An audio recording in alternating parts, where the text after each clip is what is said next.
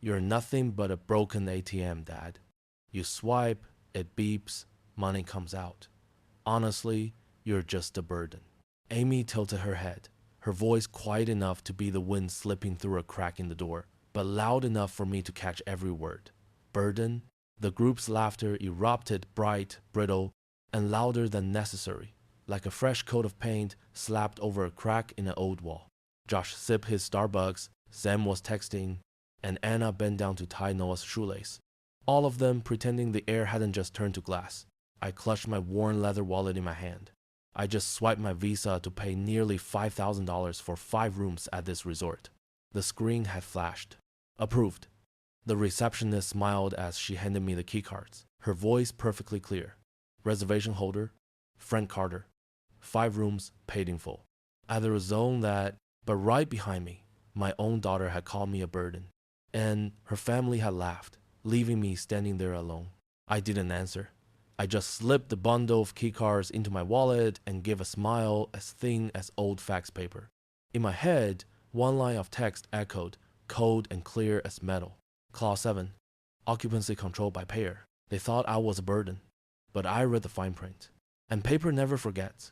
I bet 99% of you will hear this, sigh, and scroll past without clicking like or subscribe.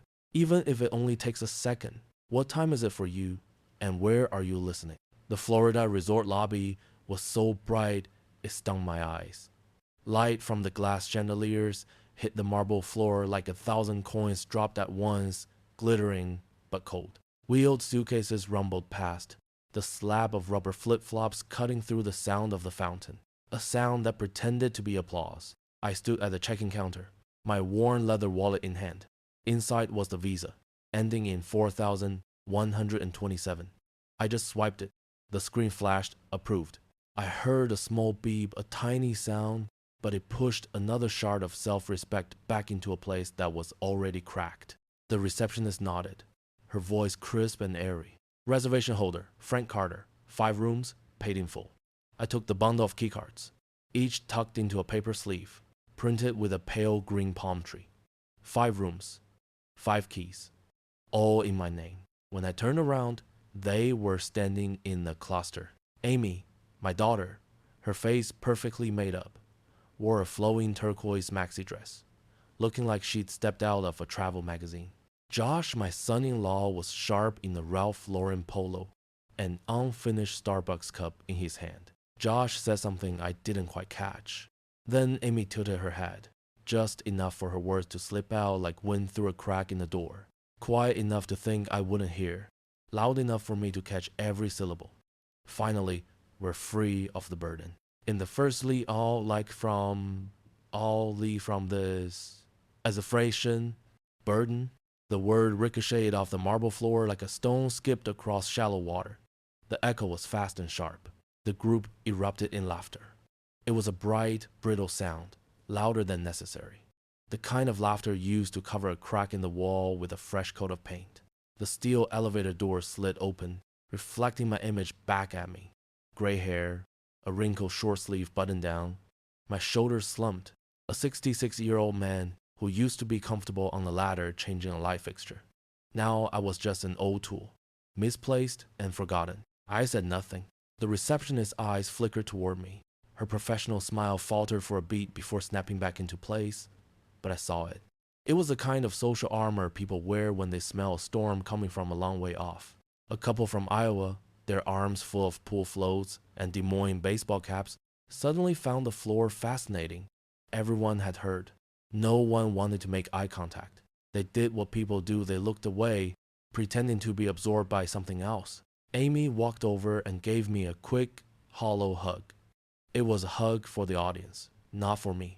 I knew this kind of hug, warm on the outside, ice cold within. The same one she used when the neighbors were watching from their porch. I slipped the keycards into my wallet.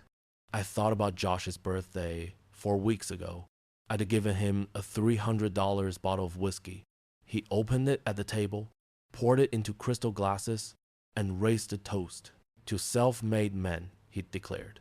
Not a single glance in my direction, not a word of thanks. The laughter that day was just as loud, just as bright, just as fake. Enough to cover a crack, not enough to hide the crumbling foundation. I keep records. I always have. Grocery receipts, utility bills, insurance cards. I file everything in manila envelopes in the desk drawer. An electrician's habit document. Save, be prepared. The night before the trip, I'd opened my email and printed the reservation confirmation. I read it top to bottom. There was one line, in bold, plain text. Unimportant. Reservation holder. Frank Carter. Clause 7. Occupancy controlled by payer. Clause 7. One sentence. No one ever reads the fine print. But I do. In the elevator, Amy looked at me. Dad, you're quiet. I gave a weak smile, thin as old fax paper. Tired from the flight. It was a lie. I wasn't tired from the flight. I was tired of hearing my daughter call me a burden. Moments after I paid $4,800 to bring her family to paradise. They kept talking, their voices pitched a little too high. Pool first, Josh said. Then dinner. Amy laughed loudly. This time, drama-free. The fountain in the lobby continued its soft applause for the happy family performance. The receptionist was turned away, feigning interest in her computer screen, but I could see the tension in her shoulders. The couple from Iowa wheeled their bags away without a word. I remained silent, not out of weakness, out of strategy. I needed them to think I hadn't heard. I needed them to see me as nothing more than the burden, the man who pays the bills, then sits quietly in the corner. To react now would be to waste the opportunity. 3 weeks ago, a Tuesday afternoon phone call had started the first crack. We'll Venmo you later, Dad. A casual. You're the best at logistics. I thought they were just small fishers. But here, in this lobby, under the weight of all that artificial light, the foundation had finally split wide open. I took a breath and held it. The words echoed in my head like a contract being read aloud. Reservation holder full control. I let the breath out, slowly. If anyone asked, I was just a retired widower from a small town in the Midwest. A man who fixed his neighbor's outlets and kept receipts in envelopes. But today, I was the reservation holder. I was Clause 7. I was a fine print they never bothered to read. They laughed. They performed. They called me a burden. They didn't read the contract. But I did. My kitchen afternoons are quiet, library quiet. Sunlight spills through the old lace curtains, printing dusty squares on the worn Formica countertop. The drip coffee maker, the one I bought back when I worked the night shift, is still at it. Drip, drip, drip. The faint smell of coffee hangs in the air, a reminder that I'm still here, alone, 4 years after Mrs. Carter passed. The phone buzzed next to the stack of envelopes I used for the bills. The screen lit up, AMY. I let it ring one more time. Sometimes, you need to hear the bell before you hear the person. Dad! Her voice was bright, like a fresh baked pie, warm, sweet, and hard to resist. In the background, I could hear the kids arguing. My son-in-law, Josh, called out over the noise. Shoes, kids, shoes! A slice of American suburban life, so perfect it could be in a minivan commercial. Hey, kiddo, I said, pulling out a chair at the kitchen table. The one across from me was empty, where Mrs. Carter used to sit. It's such a beautiful day, Amy said. It got me thinking. Remember our beach trips, Mom's impossible playlists, the sunscreen battles? She let out a small laugh. We should do that again, like the good old days. Like the good old days. The phrase landed in the quiet kitchen like a clean cloth dropped on a dusty surface. I looked out the window. The light gilded the cast iron skillet I keep hanging on the porch and climbed the tomato vines on their stakes. For a second, I could almost hear the announcer from the high school football field on a Friday night. Could hear Mrs. Carter belting out the wrong words to American Pie and laughing until she cried. Sounds nice, I said, and I didn't have to force it. For a moment, my heart eased, soft as an anchor chain going slack at high tide. So we were looking at some resorts in Florida, she went on. Blue water, pools, buffets, a kids club, all inclusive. They even have private cabanas. You'll love it, Dad. We could all be together again. A small voice cut in. Grandpa, can we build a sandcastle taller than Josh? Kids have a way of doing that, pulling you back toward the better version of yourself. I smiled.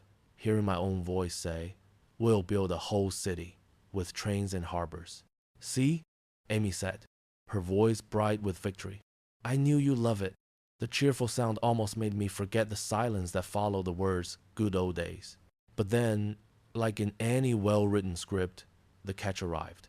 "There's just one little thing," she said, lowering her voice like someone asking for an extra spoonful of sugar. "The resort requires the whole booking to be under one person, a single payer. It's their policy. And with Josh and me, and Sam too, we're all so swamped with year-end paperwork. Fiscal year-end. Could you book it for us? We'll Venmo you later." Easy. Drip. Old times. Drip. Single payer. Drip. "We'll Venmo later." I repeated, slowly. "Sam's tied up with the fiscal year-end?" "Exactly," Amy said quickly. "Sam, my other son-in-law, is an accountant for a construction firm. He really was slammed this month." The explanation was so plausible it felt rehearsed. "If you could just put it on your card," she pressed. "Josh and I will get the money to you right away. Dad, you've always been the best at logistics." I. She said the same thing at the church potluck last week when I was organizing the seating for 3 different families. "Dad's the best at logistics." Everyone complimented my pecan pie, and Amy smiled, holding me up like a walking announcement board. In the suburbs, good at logistics is code for willing to pay without complaining. I leaned against the sink and looked out at the backyard. A mockingbird landed on the wooden fence and launched into a long, complicated song so perfect, so clean, it sounded learned. Even the bird knew when a line was delivered perfectly. "Okay," I said, keeping my voice even. "Send me the info." Amy let out a small sigh of relief. "I knew you'd say yes. You're the best." The words were sweet as honey. And even I, an old man who'd heard his share of pitches from insurance salesmen, felt something in my chest loosen. Memory has a way of oiling rusty hinges. "We'll stop by tonight," Amy added. "You have to see the new kitchen, the marble island. It feels like us." Us, I repeated to myself, not me. I'd used a chunk of my retirement bonus to pay for that kitchen remodel. New plumbing, GFCI outlets, the right kind of soft LED lighting. "I'll make your favorite," she said. "Mom's chili, the old recipe." I closed my eyes. Some scripts know exactly where to aim for the heart. The email arrived 5 minutes later. Golden Palms resort availability, and quote. I clicked. Photos of palm trees, pools, and white cabanas filled the screen.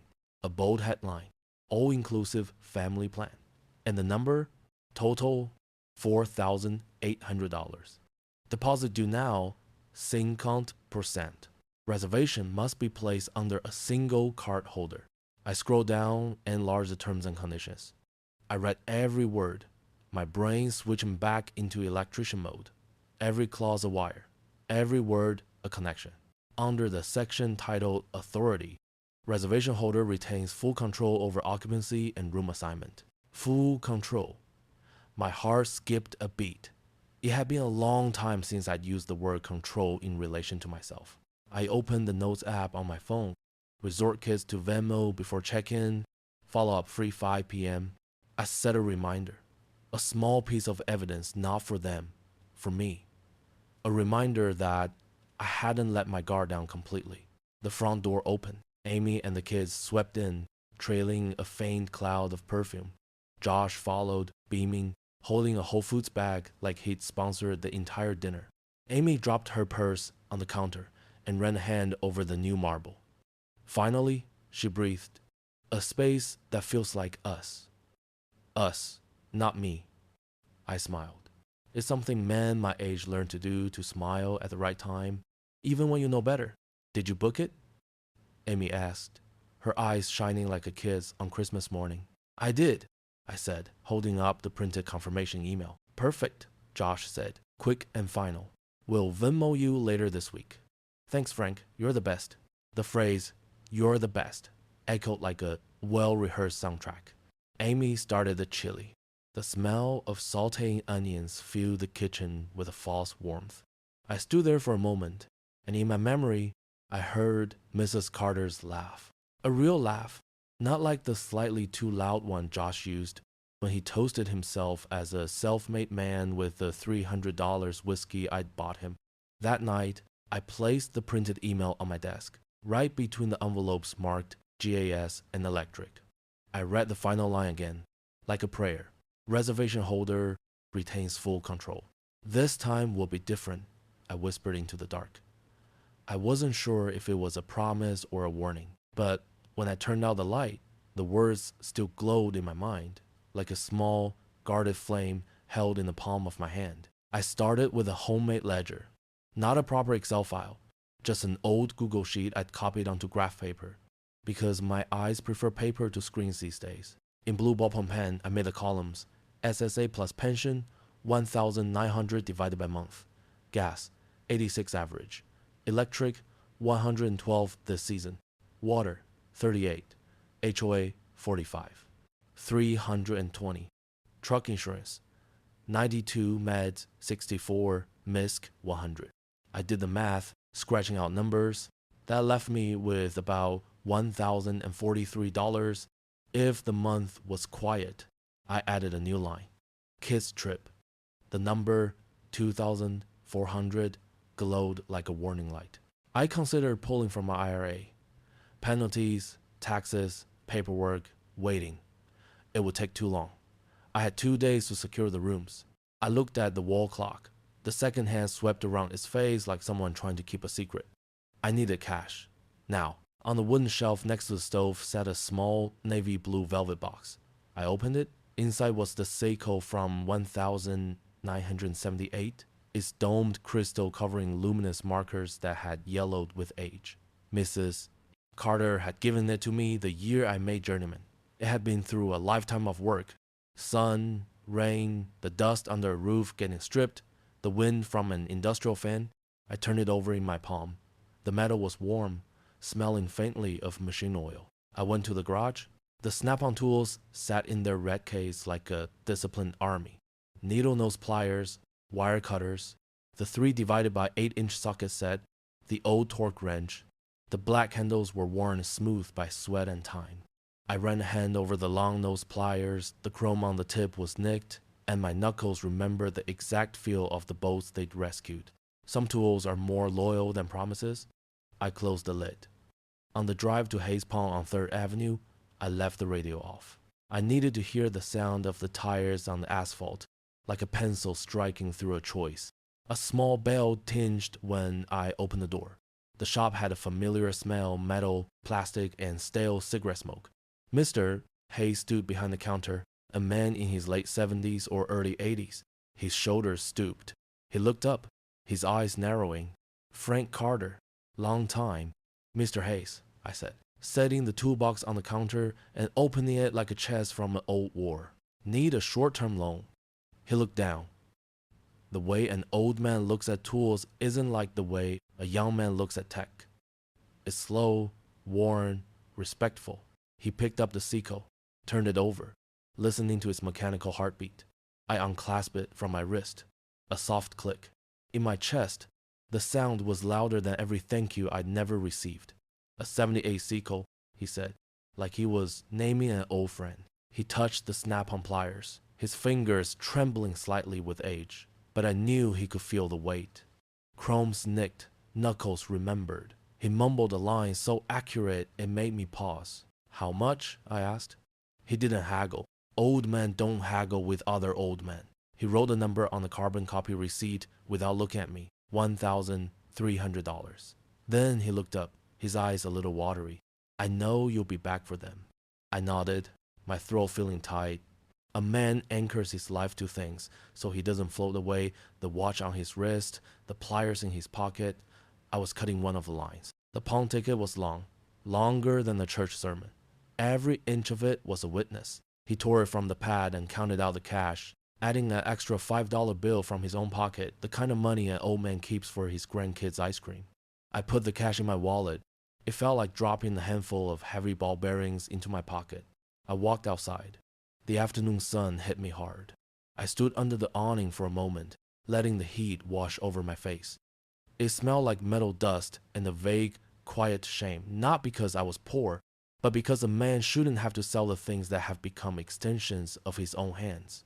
A light sweat broke on my skin, and the smell of machine oil on my fingers wouldn't leave. Back home, I washed my hands with dish soap, scrubbing until the scent finally faded. I laid the money on the table in 2 stacks, 1,300 from Hayes, and 1,100 I pulled from my checking account to avoid touching the IRA. I looked at the total 2,400, exactly 50% for the deposit. I opened my laptop and went to the Golden Palms email. The pay deposit button was there. A calm, placid blue, like a bank teller who's seen it all. I typed in the Visa, *** 4,127. The screen asked for verification. I entered the code from my phone. 6 digits, cold as the tip of a drill bit. My finger hovered over the enter key. I stopped. I counted the numbers. 2400. I felt something in my chest give a little, like an old garage door that had just been greased. Click. The screen spun again. Then the words appeared. Payment approved. An email popped into my inbox. Charge approved Golden Palms. I opened it. The first line read, reservation holder, Frank Carter. Deposit, $2,400 received. Balance due at checking, $2,400. I took a screenshot, printed it out, and filed it in an envelope I labeled Trip in pencil. I stood for a moment, looking at the piece of paper like it was a new picture frame in the house. Paperwork is a quiet kind of power. It doesn't scream. It waits. My phone buzzed. A text from Amy. "You're the best, Dad. We'll Venmo later this week. Promise." I typed back. Okay. Just that. No emoji, no exclamation point. I didn't need to perform. I went back to the garage out of habit. The snap-on case left a perfect toolbox-shaped void on the shelf. I reached a hand into the empty air like a blind man feeling for a light switch. There was nothing to touch. I pulled my hand back and wiped it on my jeans. My fingertips still remember the feel of the handles, and it took a second to accept that memory can turn a bolt. I thought of the Seiko. The cool circle on my wrist was gone, leaving behind a pale band of skin. I could still hear the click of the clasp as it came off. That sound hadn't gone anywhere. It was sitting in my bones, waiting for the right moment to remind me of what I'd given up. The afternoon thickened like molasses. I looked at the receipt again. Approved, printed in bold like a verdict. I scanned the terms one more time. The way an electrician checks a connection. Chargebacks subject to investigation. Name on reservation controls occupancy. Holder must be present for any changes. Holder must be present. I allowed myself a thin, papery smile. I would be. I took a post-it note and stuck it to my monitor. If they don't pay, I still cover. Decide now. I wrote one more word on it. Yes. It was a contract I signed with myself. If the Venmo never came, I'd handle it. Not because I was a fool, because if I start a job, I finish it an electrician's habit. Once you're up the ladder, you close the junction box properly. Dusk settled. I took the trash can to the curb. My neighbor, Mr. Baird, raised a hand. "Big trip coming, Frank?" he asked. I shrugged. "Family thing." He gave a slow nod. The kind a man gives when he knows the word family is both a harbor and a trial by fire. Back inside, I flicked on the kitchen light. The yellow glow fell over my stack of envelopes and the neatly printed charge-approved receipt. I laid my right hand on it. The paper felt cool and solid, like a steady rung on a ladder. I'm not afraid of heights. I'm afraid of uncertainty. I opened my phone and set a new reminder. Friday, 5 p.m. check Venmo. It made a quiet, efficient chime. I put the phone away and poured myself a glass of cold water. I drank it slowly. I stayed up late that night, not thinking about the money, but about the way a man has to redraw the boundaries of his own self-respect after selling off pieces of his past. Before I turned out the lights, I glanced at the wall clock. The second hand ticked with the same steady rhythm as the coffee maker in the morning. In the weeks to come, I thought, no one would mention the Venmo. It would just be me and the clock on the wall counting every quiet rotation of their silence.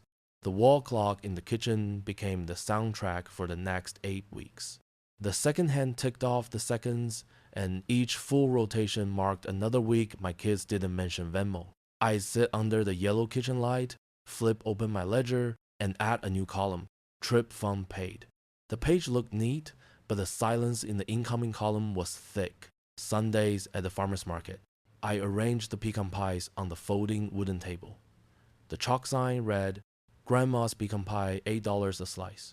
Regulars would smile. Best in town, Frank. I'd nod, thank them, and throw in an extra sliver. Every $8 bill that went into the tin box was a medal I pinned to my own chest. No one saw it, no one applauded, but I knew I was holding my ground. The gas bill? I turned the thermostat down to 64 degrees Fahrenheit. The house learned to shiver politely. When the bill came, it was $28 lower. A small number, but I wrote it in the ledger and marked it in red. Saved. Getting around. I kept the truck in the garage. On Sundays, I walked to church. It added 10 minutes to the trip, and the cold wind cut through my jacket. But my steps were steady. People probably thought I was getting some exercise. I knew I was saving on gas. The group chat. My phone would buzz. Amy sent a picture of her new kitchen, the granite countertops gleaming. Finally, a space that feels like us. Us. I looked at that granite and thought of the retirement bonus I'd spend on it. Sam sent a link to NFL tickets. Guys, season's on. The group exploded with firework emojis. The word Venmo lay dormant, sleeping like a cat playing dead. I didn't chime in. I just read. Then I closed my phone. The voicemail?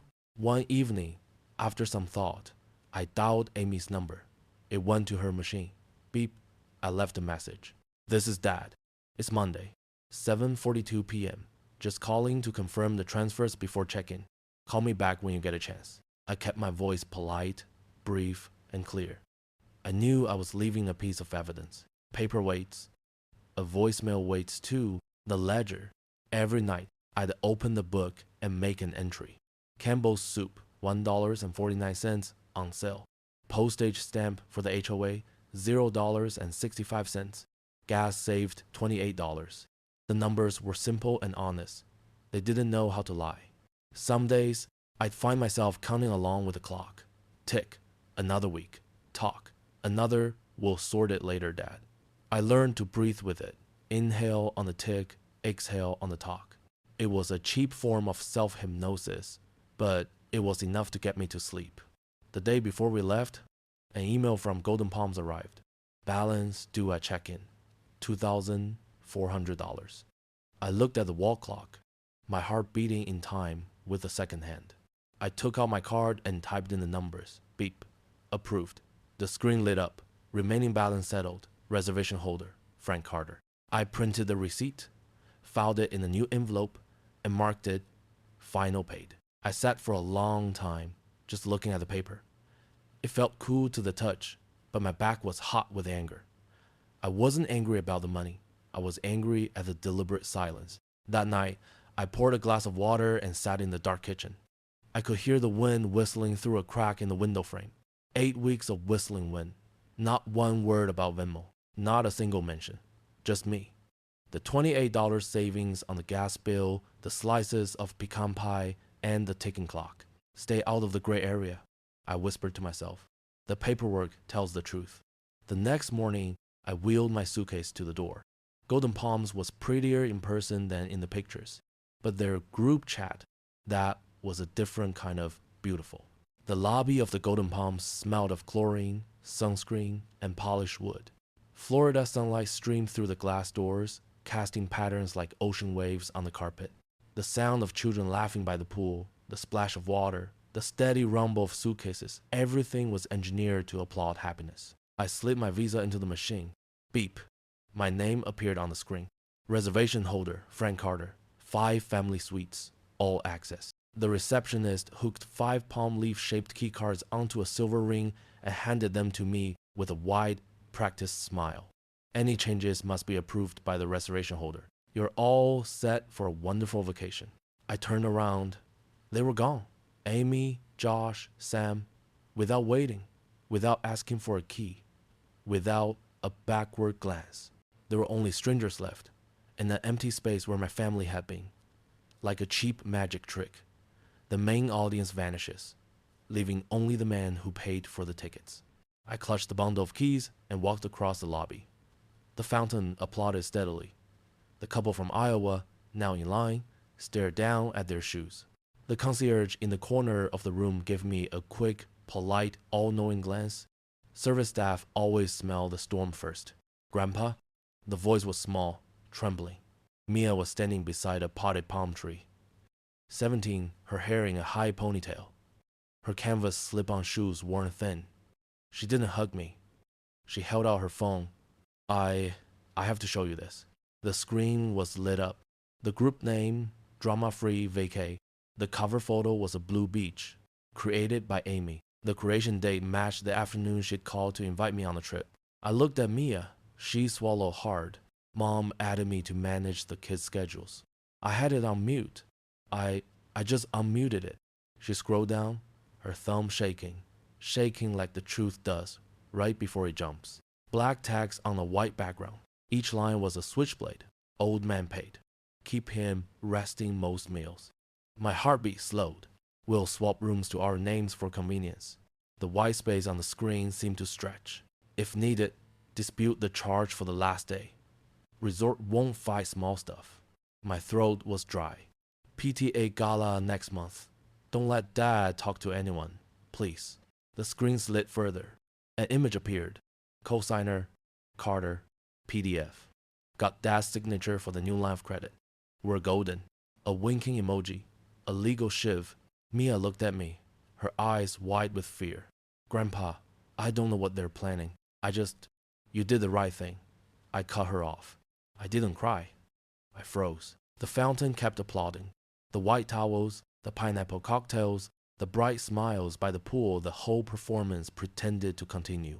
You're not angry? Mia asked. I shook my head slowly. I'm not angry. I'm reading.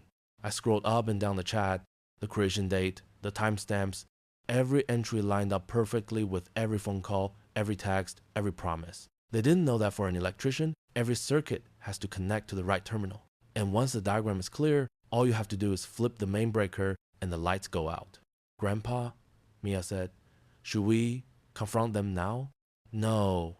I shook my head again. When people are performing, you don't interrupt their lines, you wait for the background music to stop. She looked at me like she didn't believe me. But I just held up the bundle of keys. Tomorrow morning, 9 a.m., I meet with the resort manager. By 10, some of these cars will be plastic trash.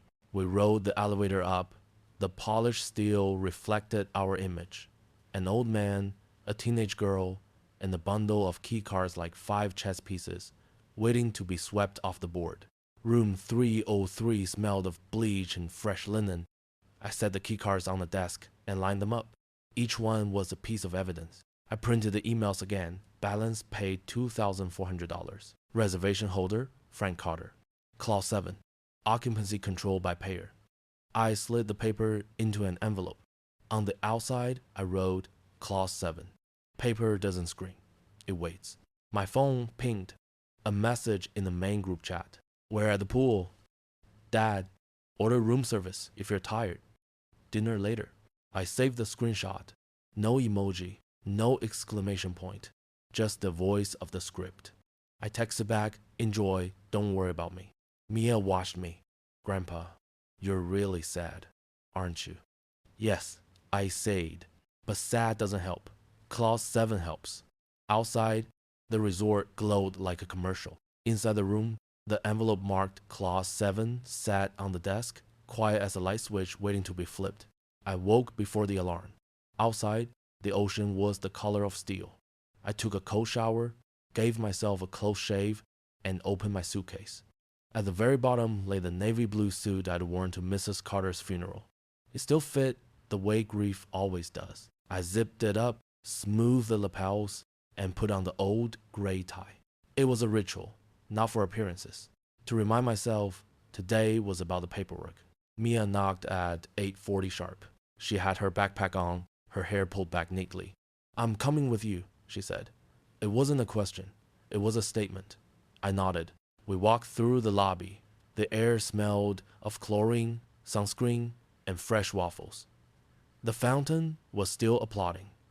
People were in line for coffee. 8:55.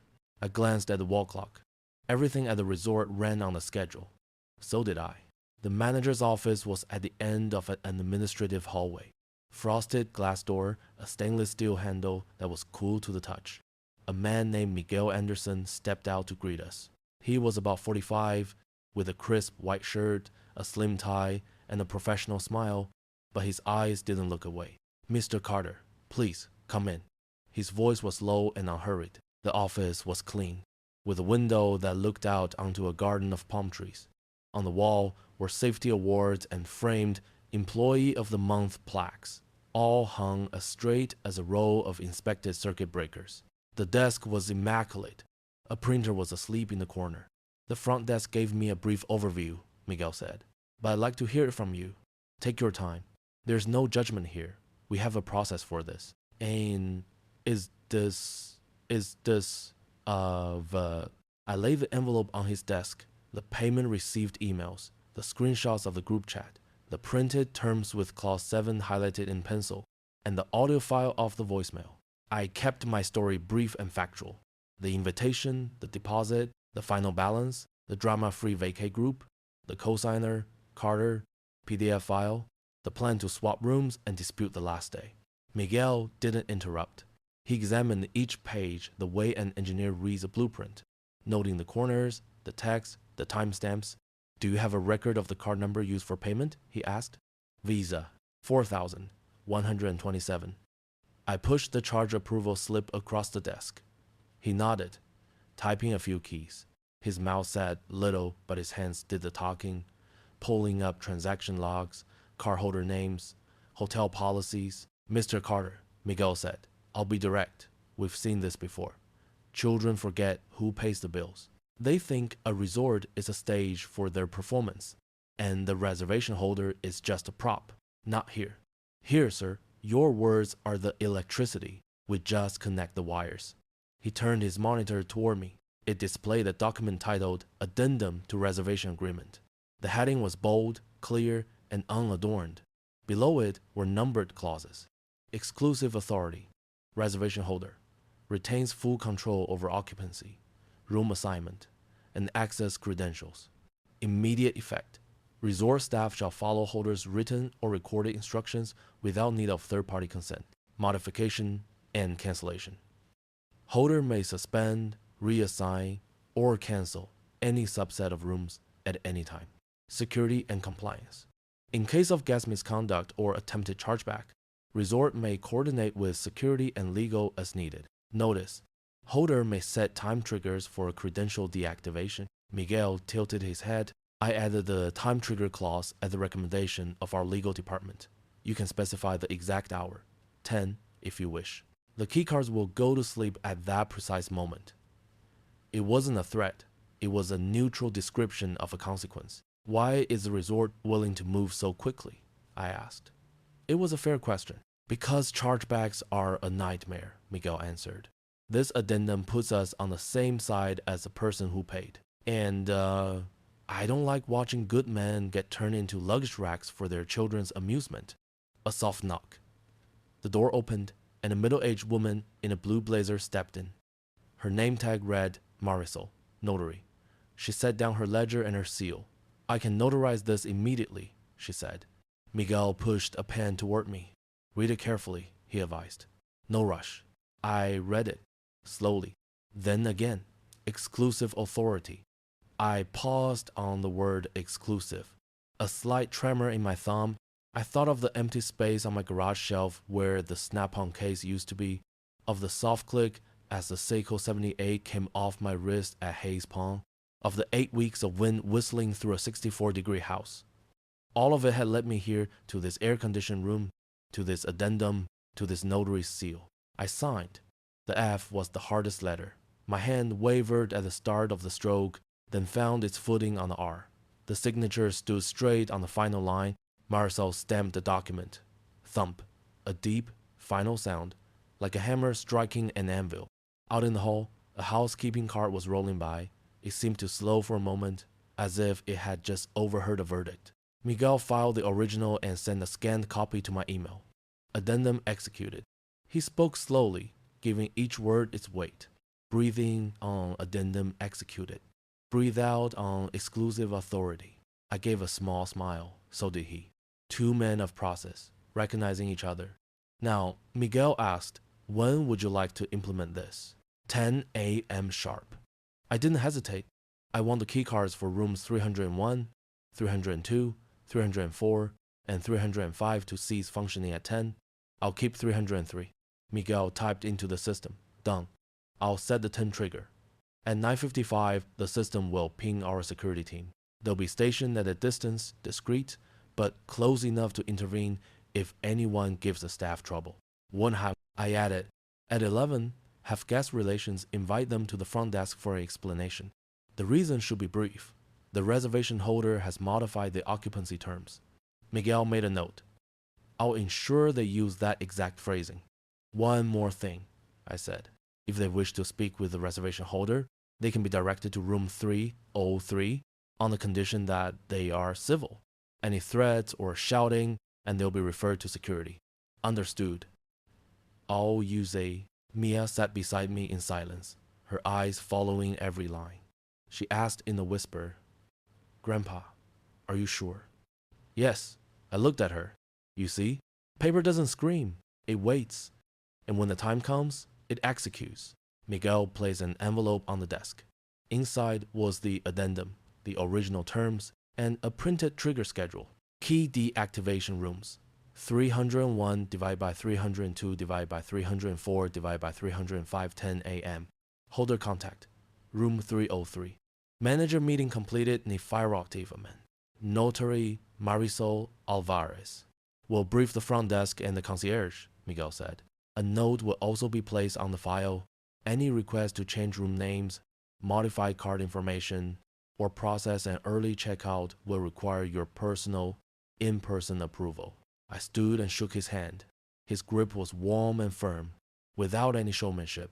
Outside the office, Mia slowed her pace, looking at the palms beyond the window. When the notary stamped the paper, she said, I got goosebumps. It felt like the end of a rehearsal and the start of the real show. They're still performing, I said, but the lights are about to go out on their side of the stage. We walked past the lobby. People were pressing elevator buttons, laughing. The fountain was still applauding. 9:31. In my head, I could hear the clock from my kitchen. Tick, tock. This time, every tick carried an instruction. Mia asked, Are you going to tell anyone else? Aunt Anna, the little kids? I don't drag children into paperwork. They're innocent. I stopped at the coffee station and poured myself a black coffee, pocketing a sugar packet I wouldn't use. And I don't give adults a warning. They gave me 8 weeks of silence as their warning. Back in room 303, I placed the addendum envelope next to the clause 7 envelope. 2 small, quiet, white envelopes that were heavier than the palm tree keycards lying beside them. I checked my email. Addendum executed 9:26 a.m. I read it twice. With each reading, my heart rate dropped a notch. I opened my notebook and wrote a single line in block letters. SET your watch. 10 o'clock is not a time, it's an outcome. I underlined outcome twice. Suddenly, I felt less like the burden and more like the authority. It didn't require a raised voice, just the right words on paper. Grandpa, Mia said from the window, looking down at the pool. They're ordering coconut drinks. Josh just toasted something. Let them. I took a sip of the coffee. It was perfectly bitter. At 10 o'clock, the drinks will still be sweet, but the keys will be asleep. Mia let out a small laugh, as if she were learning a new language. I put my pen away, buttoned my suit jacket, and straightened my tie. Not for appearance, for discipline. I set an alarm for 9:58. 2 minutes before the trigger, I wanted to be standing by the door. The knock would come. They would ask, Is the key broken? I would say, the addendum. They would ask, why? I would point to the white envelope. The reservation holder has modified the occupancy terms. I opened the window and let the salt air drift in. A chill ran down my spine for a second, not from fear. It was the recognition that the authority of paperwork is as cool as metal and as safe as a circuit breaker that has been properly tripped. Go get some breakfast, kiddo, I told Mia. Make sure you eat well. At 10 o'clock, we're gonna need the fuel. Yes, sir. She gave me a small wink before closing the door behind her. I looked at the addendum envelope one last time. I laid my hand on it. The paper was smooth. My heartbeat was even. I whispered, just for myself to hear. The keys will sleep at 10. So will their entitlement. I bet 99% of you will hear this, sigh, and scroll past without clicking like or subscribe. Even if it only takes a second. What time is it for you, and where are you listening? 9:55 a.m. The coffee on the balcony table had cooled to the temperature of patience. Below, the ocean was the exact shade of blue from the resort's brochure. I sat with my back straight, not leaning against the chair, my wrists bare where the Seiko used to be. Inside the room, the alarm I'd set for 9:58 waited like a well-behaved dog. A text came from Mia. They're at the pool. Josh is waving his arms around like an MC. Amy's taking pictures. Sam just called the bartender brother. No one's talking about money. I typed back a single word, okay. That was all. I took another sip of coffee. The wind rustling through the palm fronds sounded like shuffling papers, the kind with signatures on them. 9:56 分. A couple walked past on the balcony below, whispering, family trip, so sweet. Tourists love a good stage play, as long as they're not the ones in the spotlight. 9:57分. I closed my eyes for 3 beats, opening them just as a cloud moved away from the Sunday. The surface of the pool flared with light. People cheered at the splash. Good, the perfect background noise for a teachable moment. 9:58分. My alarm made a single soft chime. I silenced it. I stood. I adjusted my tie, not for appearance, for discipline. 9:59分.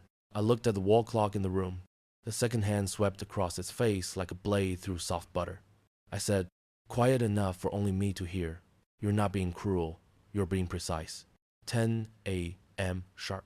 Somewhere in the resort's basement, a packet of commands moved through a server. Miguel called it a trigger. I called it a consequence. In the third floor hallway, the lock on room 301 flashed a dry red beep when Anna tried her card. A polite, no. She tried it again. Beep, red. She changed the angle of her hand. Beep, red. Seriously? Across the hall at 302, Josh waved his card like a bad magician. Beep, red. Come on. He tapped the door as if it owed him something. The door was just wood and wires. The wires were listening to the addendum. On the 4th floor, Sam tried 304. Beep, red. He gave a weak smile and turned to Noah. Game glitch, buddy. The little boy, holding a shark floaty, didn't know what a glitch was. Only that his floaty smelled like chlorine and his dad had just lost his magic. 10:02分. My phone buzzed. Mom tried the card a third time. Red. Josh said, just a tech thing. Anna is heading back to the front desk. Sam is fake smiling. I set the phone down and watched the child shoot out of a green water slide. The cheer he made fell into the pool like a coin into a donation box light.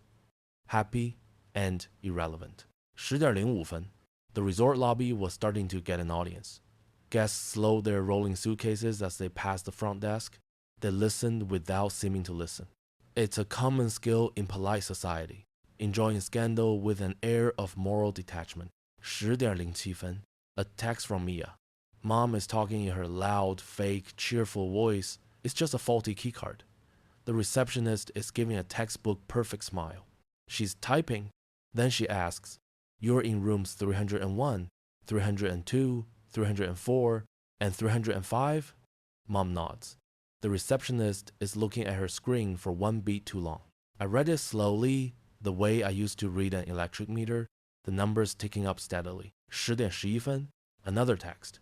The receptionist just said, the cards were deactivated at the request of the reservation holder. I'm calling my manager. Mom asked, who is the holder? The girl looked up, Frank Carter. I let the phone lie there for a full minute.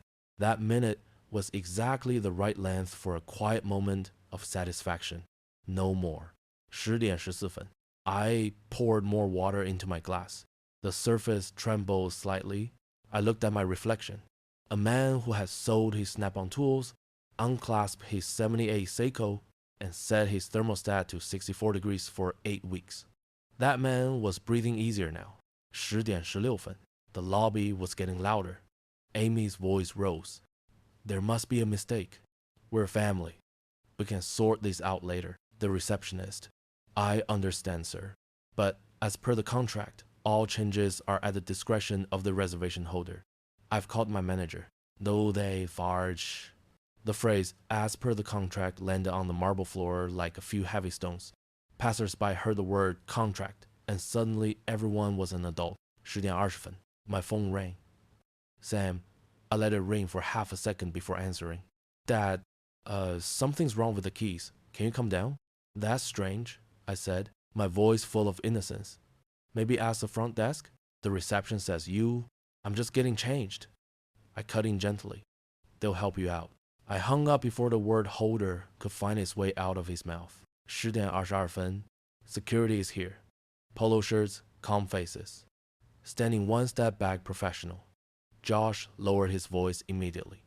Mom just turned and gave a thin smile to a stranger. I could picture it. Security in blue polo shirts and white sneakers, with a solid stance. No one needed to be rough. Clean procedure is its own kind of force. 10:27. Amy called. I let it ring long enough to give the call price. Then I answered. Dad, the hotel says you cancel our keys? That can't be right. Keys can be tricky with wallet magnets, I said in the voice of a man who'd fixed half the neighborhood's outlets. Try asking at the front desk. Dad, I'll see you at dinner, I added. My politeness so sharp it had an edge. Don't you worry about me. I hung up. 10:30. A cloud passed over the pool. The water darkened, and the laughter seemed to dip. 5 minutes is the average lifespan of confidence when access is revoked. I opened the addendum envelope and looked again at the words exclusive authority. The paper was smooth, my heart was steady. 10:34. The manager is here. Miguel is speaking very calmly. As per the addendum signed by the reservation holder this morning, the keys for 301, 302, 304, and 305 were deactivated at 10. If you'd like to speak with the holder, you may go to room 303. If there is any shouting, you'll be speaking with security. Mom looks like she swallowed a rock. I reply, good. 10:36. A middle-aged tourist in a world's best grandpa t-shirt walked by, glanced at the scene, and shook his head. He didn't know I was a grandpa too. Society looks at the title. The paperwork looks at the name on the contract. 10:41. A longer text. Josh asked to get their things from the room so the kids could change. Reception said staff would escort them. Josh asked, where are we supposed to sleep? The manager said, that is at the holder's discretion. The resort can recommend other hotels. Sam is silent. Mom said weakly, we're family. Miguel nodded. Yes, ma'am. That's why everything is in writing. I let out a quiet laugh. Tourists like a show, but they also like a clean resolution. Miguel's line was clean enough to put in a staff training manual. 10:45. I stood up, went inside, and checked my documents. Clause 7, the addendum, the screenshots from the group chat. I laid them out on the desk like a set of freshly sharpened knives. No blood, just steel.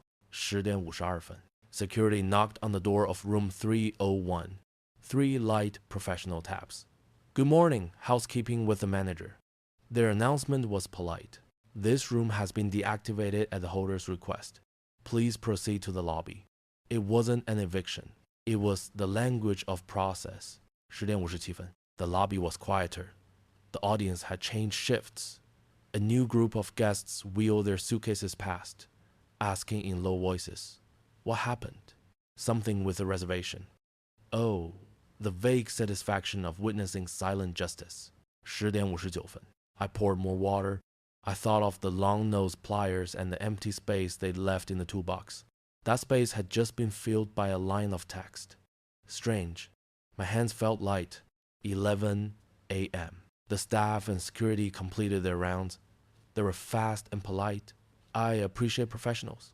They don't get flustered, and they don't apologize for things that don't require an apology. They just state the terms. 10:03. A text from Mia, just 2 words. They're coming. I arranged the papers one last time. I turned on the desk lamp. I set out a second bottle of water.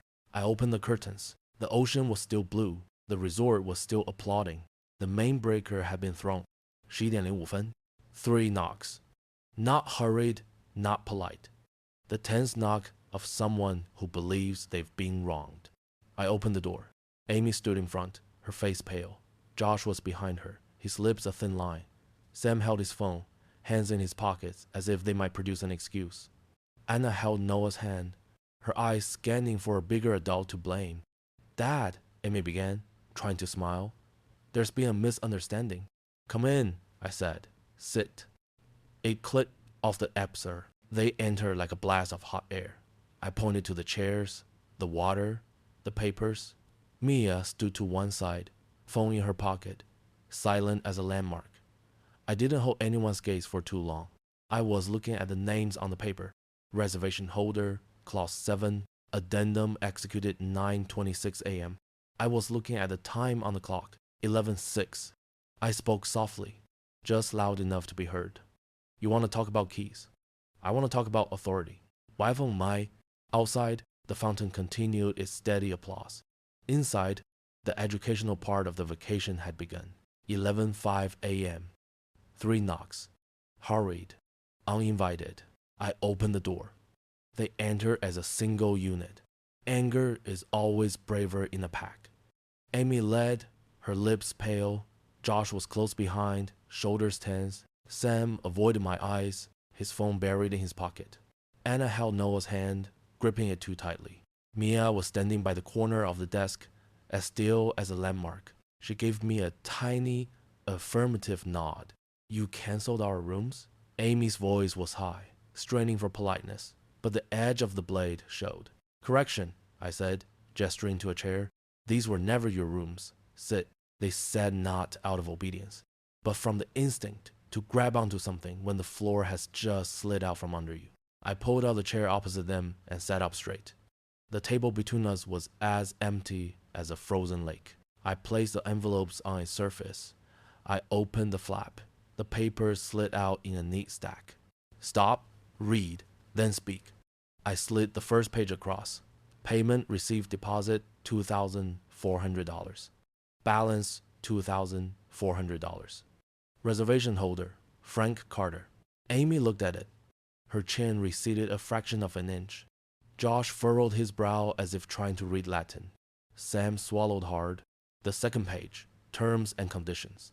The line I'd underlined in thick pencil. Reservation holder retains full control over occupancy and room assignment. Clause 7, I said. Not loud, no emphasis, just the words. The third page, addendum to reservation agreement, executed 9:26 a.m. I placed my finger on the line that read exclusive authority. The ink still had the faint chemical smell of the printer. Fresh ink has a smell, especially when it's about to put an end to a lie. Josh forced a laugh. Dad, you didn't have to. Stop! I put the screenshot down. Drama-free vacay. Created by Amy. The date matching the afternoon of her invitation. Below it, 4 lines in large, bold text. Old man paid. Keep him resting most meals. We'll swap rooms to our names for convenience. If needed, dispute last day. And resort won't fight small stuff. PTA gala next month. Don't let Dad talk to anyone, please. No one was touching their phones now. No one needed to. It was all on the table. Sam broke the silence. Dad, we didn't mean. Intent doesn't matter here. Paper does. I turned over the next sheet, a screenshot of the file, cosigner, Carter, PDF. And Sam's caption, got Dad's signature for the new line of credit. We're golden. Like a short, clean knife. Mia pulled out her chair, the sound of its legs on the carpet, rough and dry. She looked directly at her father. So the jokes were true. That's who you are when you think no one's listening. Hold on, Sam turned to his daughter. Mia, this is adult stuff. I'm 17, Dad. Old enough to know stealing is not adult stuff. Her voice didn't rise. Each word was delivered, sharp and clean as a newly honed blade. A housekeeping cart rattled past in the hallway, the squeak of its wheels, a reminder that life goes on. The world doesn't stop to applaud a scene like this. I heard the sound of the waves outside quiet for a beat. Even the ocean knows when to listen. Amy leaned forward, her knuckles white on the edge of the table. Dad, this looks bad, but it's jokes. Josh was being... Read it again. I tapped my fingernail on the dispute last day printout. A joke you make when you think no one is listening. A joke that includes a plan to revoke the access of the person who paid. A joke about the PTA, telling people not to let me, the man who paid, speak to anyone there. I tilted my head politely. It was a very thorough script. Go do day. Josh gave a dry laugh. We're family. Exactly. I slid the voicemail transcript across the table. This is your father, timestamp Monday 7:42 p.m. Just confirming the transfers before check-in. Family is where you leave a polite voicemail to follow up on a promise. And a promise is a type of contract. Here, the contract has my name on it. Anna chimed in, her voice thin. We would have paid when... I looked at her. During the 8 weeks of whistling wind, when the NFL tickets were lighting up the chat while Venmo slept like a dead cat, I wasn't angry. I was counting. 1, 2, 3. The thermostat at 64. The gas bill down by $28. The pecan pies on Sundays. I remember every number. How many do you remember? Mia swallowed, but her eyes never left Sam. You added me to the group to manage the kids' schedules. You taught me about responsibility. Is this what responsibility means? Letting Grandpa pay, then swapping the room names, then planning a chargeback? Sam put his elbows on his knees and leaned forward. I made a dumb joke. I placed the cosigner screenshot on top of the pile again, turning it to face him. And who at the bank is going to be laughing at this joke? The room went silent. The kind of silent where you can hear your own bones. Josh leaned back, changing tactics. Look, Frank, the key thing, the kids need naps. This is cruel. The keys are a consequence, not an action. The action was in the group chat, in the cosigned file, in the 8 weeks of silence. I leaned forward, my hands flat on the table. And cruel is calling your father a burden in the middle of a resort lobby yesterday. Amy flinched. You heard that? I didn't answer. I just added another page to the pile, the room assignment sheet. 301, 302, 304, 305, deactivated 10 a.m. 303 active. The red line under deactivated looked like the final stroke on the blueprint. Amy reached out. Dad, please. The kid. The children are not part of the paperwork. I pointed to the door. Noah can stay and have some ice cream. The adults will deal with the documents. Anna pulled Noah closer, her face ashen. We'll find another place, she said, the words falling like dead leaves. Good, I nodded. The resort can recommend several. Miguel is preparing a list. Security will escort you politely. Sam's temper flared. Dad, you humiliated us. No, I replied. You wrote the script. I just turned on the lights. Mia took a sharp breath. She turned to her mother. Mom, I texted you. I said, this isn't right. You told me, don't make a big deal out of it. Is it a big enough deal now? Amy grabbed the water bottle, her hands shaking. Mia, sweetheart. I don't need sweetheart right now. I need sorry.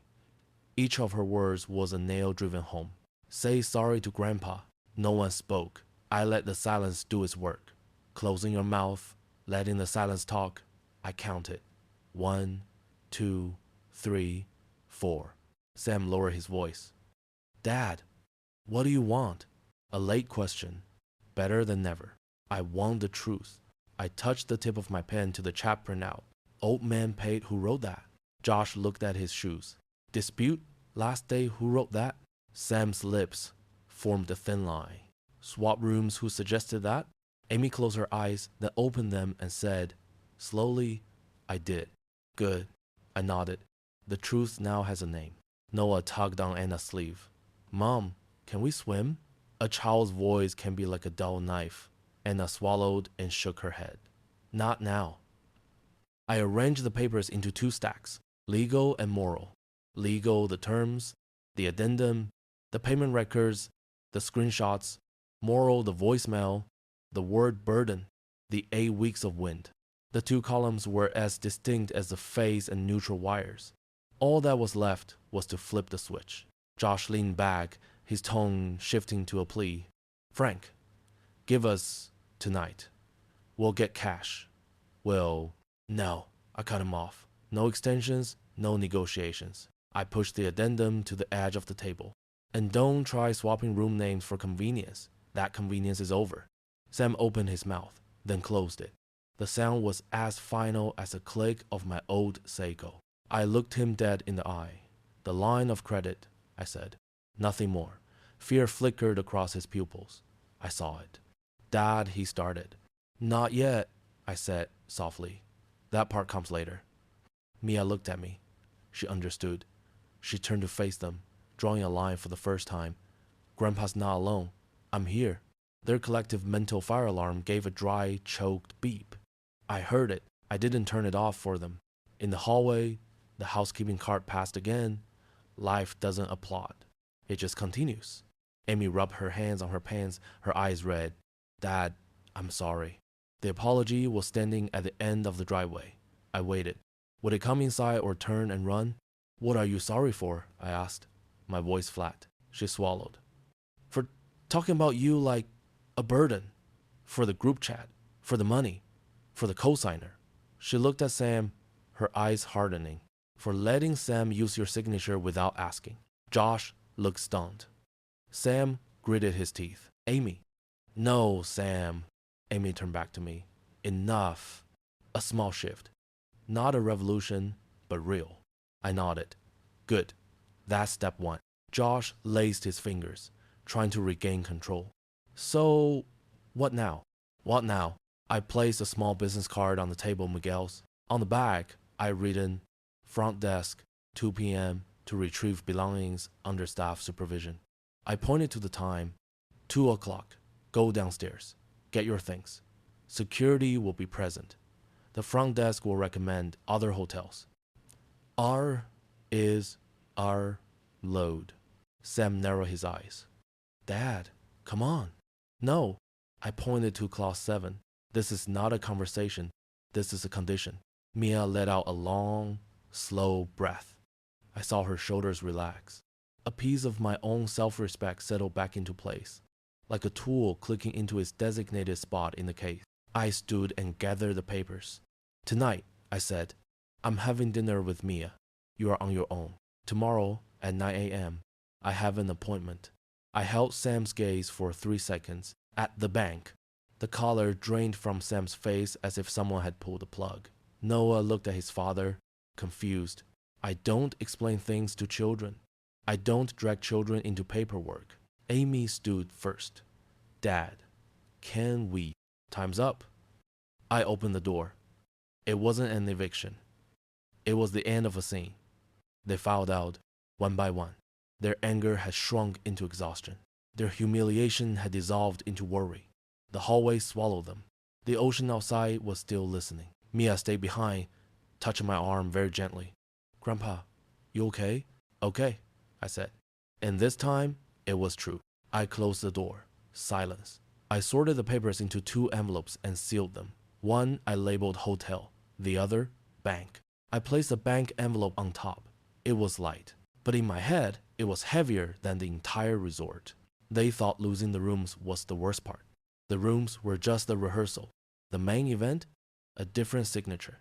One more important than any pool, any cabana, any buffet dinner. I looked at the clock. 1:10 p.m. Time to drink some water, to breathe, to walk the length of the hall. At 2, they would go to the lobby and learn the language of terms and conditions. Tomorrow, someone else would learn the language of banking. I said to myself, close your mouth. Make silence do the talking. Then I opened the window and let the sea breeze in. The silence filled the room like salt water. Clean. 1:40 p.m. Miguel's office. I returned, carrying the bank envelope. Miguel understood immediately. The bank this time? I'm revoking my co-signature on Sam's line of credit, I said. And I'd like to place a fraud alert on my card to prevent any retaliatory chargebacks. He nodded. Marisol, the notary, set out her seal. I signed. The F wavered for a fraction of a second, then held firm. Thump.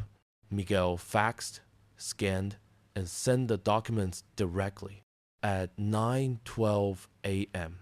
the next morning, the system would ping back. Processed. An email would appear. Loan operations. Temporary suspension.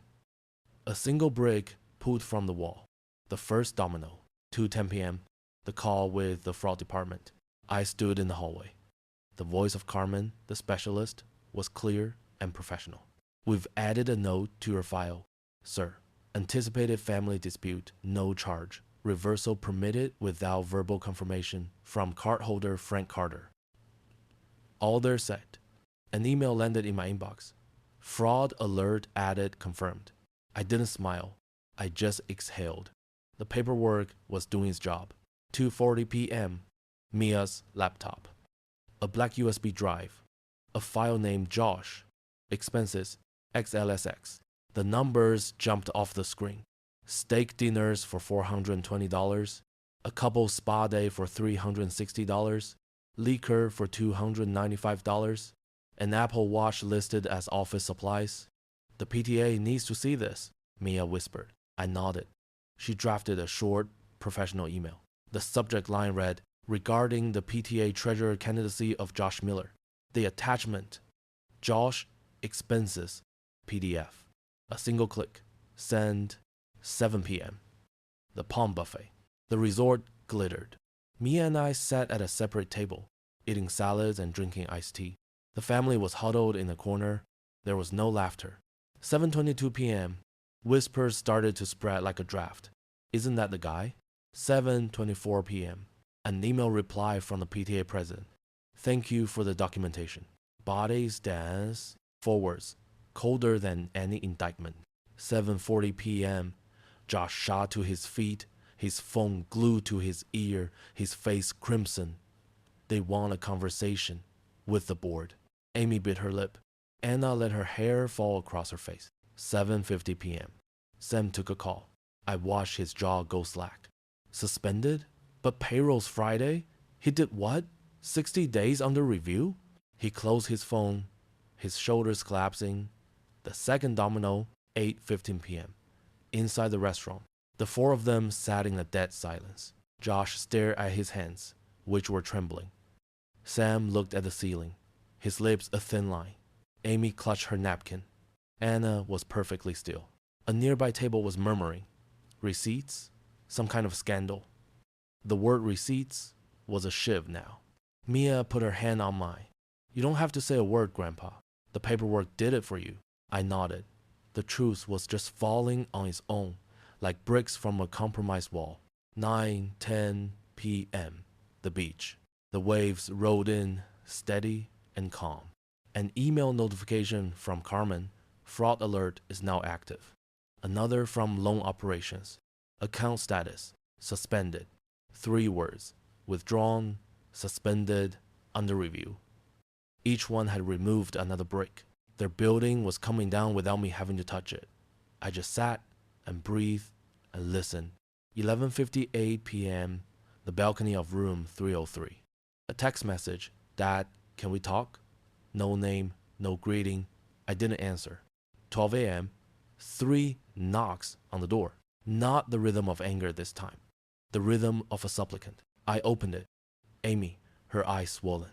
Sam, his shoulders slumped. Josh, his tie stuffed in his pocket.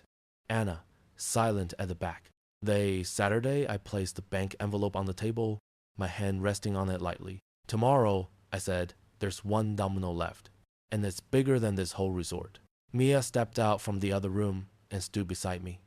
We're not here to bargain, she said, her voice clear and steady. We're here to listen. No one argued. The silence was finally doing the job it was designed for. I bet 99% of you will hear this, sigh, and scroll past without clicking like or subscribe. Even if it only takes a second, what time is it for you and where are you listening? The knock on the door sounded like a heartbeat you are forced to listen to. Not angry, not rushed, just a plea. I opened it. Amy was first, her eyes swollen. Josh stood close behind, his tie crumpled. Sam avoided my gaze, staring at the carpet. Anna held Noah, who was half asleep, his hair a mess. Dad, Amy whispered. Please, think of the kids. I looked at Noah. His eyes were wide and wet. I gave him a small nod. Then I turned back to Amy. I am, I replied. That's why I'm stopping this now. The room was silent. Josh attempted a smile. We can fix this. One night, we'll wire you. No, I cut him off. Forgiveness doesn't mean financing. Sam held up a hand, his fingers trembling. Dad, the loan payroll's Friday. If you withdrawn, suspended, under review, I stated, closing the matter. Intent doesn't matter. Paper does. Amy gave a slow, deliberate nod. Anna whispered, I'm sorry, Dad. 3 small words, entering the space like a weak, flickering light. I gestured to the chairs. Day Saturday. No water, no further scenes. Short, no acting, I said. Amy's lip trembled. I was wrong about the group chat. I forgot who was paying. Josh's voice was hoarse. I didn't steal. I blurred. Mia, standing beside me, interjected. Receipts don't blur. Josh looked at the floor. Anna, clutching Noah, looked at me. Can the children just stay here for one night? No, I answered. This paper says I have exclusive authority. Children shouldn't have to pay for adults' lies. They'll sleep somewhere else. Safe. But not here. They were silent. I continued. I'm no ATM. I'm not logistics. I am not a cosigner. If you want to stand, you stand on your own 2 feet. Sam's voice was choked. What do you want? Silence. Respect. No Facebook posts. No family thing excuses. Just deeds. Mia nodded. We're not bargaining. We're listening. Amy stood. We'll leave tomorrow. I'll pay you back. She swallowed the last words. Josh said, I'll withdraw from the PTA race. Good. Receipts speak, not words. Sam took a step toward the bank envelope. I cut him off. No negotiation. Tomorrow, the bank at 9. I'll tell them the truth, not a cover story. Sam's eyes were empty. They stood. No one slammed the door. They just walked out silently. The lock clicked. A period at the end of a sentence. Mia looked at me. Are you okay? Okay, I said. And this time, it was true. Morning. The suitcase was packed. The taxi waiting. I wore my old shirt and khaki pants. No suit. Today wasn't a trial. In the lobby, Miguel shook my hand. To a clear morning, Frank. Says very my. Oliver in this says of our. Surprised that Oliver and the bellhop nodded. No pity. Just respect. A yellow taxi pulled up. The automatic door slid open. Amy stood at a distance, holding Noah. She didn't run over. She just nodded. I nodded back. Noah waved. I waved back. Sam was gone. Josh hung back, his eyes red. There were no more words. Mia got in the taxi first. I looked around one last time. Thank you, I said to Miguel. Safe travels. He nodded. I got in. The door slid shut. Click. The end of the sentence. The Florida coast. The Sea Glass Inn was small and warm. No key cards, just a wooden key. No terms and conditions. We dropped our bags and walked out onto the sand.